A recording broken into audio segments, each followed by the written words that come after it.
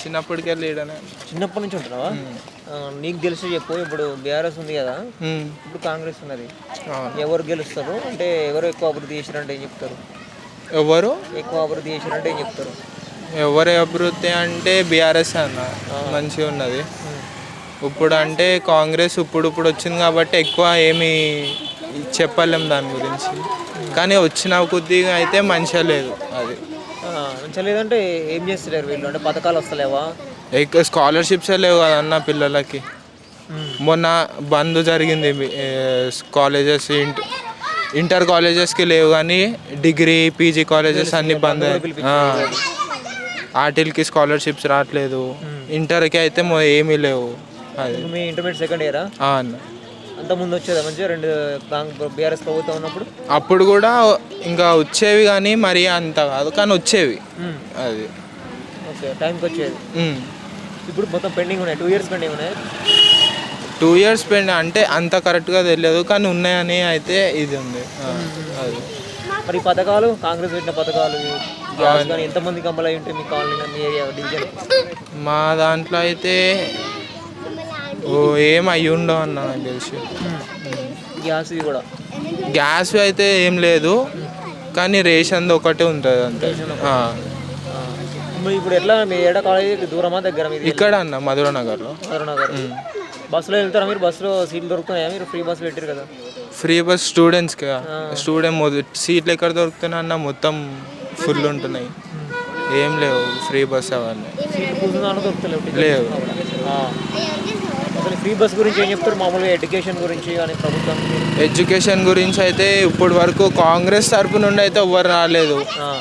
ఇంకా BJP side నుండి చూసుకుంటే ఏబీపీ వాళ్ళు వచ్చిండే కాలేజ్కి అంతే. ప్రొడ్యూస్ చేయడానికి ఇది మన ఇంటర్న్షిప్ ఫీజు దీనికోసం వచ్చిండే అప్పుడు చెప్పిర్రు మొత్తము అంతే అన్న. ఇంకేం ఏమంటారు వీళ్ళు కాలేజ్ యజమాన్యాలు, మీరు ప్రిన్సిపల్ వాళ్ళు వీళ్ళు దేని గురించి?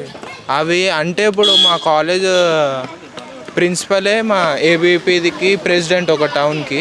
అయితే ఆయననే ఇట్లా చెప్పిండే, మనం ఇట్లా చేస్తేనే వాళ్ళకి తెలుస్తుంది, మనం చేయకపోతే ఎట్లా తెలుస్తుంది అని చెప్పారు. ఈ కాంగ్రెస్ టికెట్ ఇచ్చినది ఎవరికి ఇచ్చారు తెలుసా? ప్రవీణ్ యాదవ్, నవీన్ యాదవ్. బీఆర్ఎస్కి మన మాగంటి గోపీనాథ్ వాళ్ళ వైఫ్. మనం తిరుగుతుందా? ఆమె గెలిస్తే ఛాన్స్ ఉంటుందా? లేదన్న, గెలవదు. గెలుస్తారని అంటారు మరి. కానీ మెజారిటీ కాంగ్రెస్కి ఉంది కదన్న. కాంగ్రెస్కి ఉందా? బీజేపీ మరి? బీజేపీ అస్సలు లేదన్న. అంటే ఇప్పుడు 50-50 ఉన్నది బీఆర్ఎస్ ఇంకా కాంగ్రెస్కి. బీజేపీకి ఎక్కువ లేదు. ఇక్కడ గెలవడం కష్టం బీజేపీ. నవీన్ యాదవ్ రౌడీ అని అంటున్నారు, నిజంగా? అంత మనం ఏం చెప్తామన్నా, మేము స్టూడెంట్స్ చిన్నప్పటి నుంచి ఉన్నారు కదా.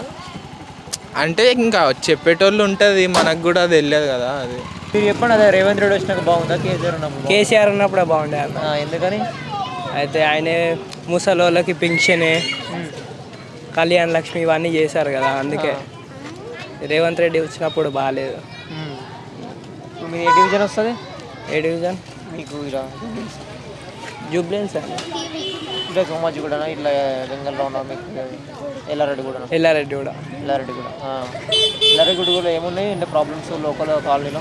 అంటే రోడ్స్ కొంచెం బాగాలేదు, అంటే కొంచెం వర్షాలు వస్తాయి, ఇల్లులు మునిగిపోతాయి. వర్షాల టైం. కరెంట్ ఉంటుందా? కరెంటు ఉండదా అన్న, పోతుంది అప్పుడు. ఇప్పుడు పోతుంది?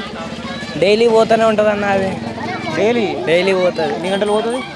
పోతే ఒక 1-2 hours పోతుంది అన్న. 1-2 hours. వాటర్ మరి? వాటర్ కూడా అంత రాట్లే అన్న. కాంగ్రెస్ టికెట్ ఎవరికి ఇచ్చారు తెలుసా నీకు? తెలుసా అన్న, నవీన్ యాదవ్. మంచోడేనా?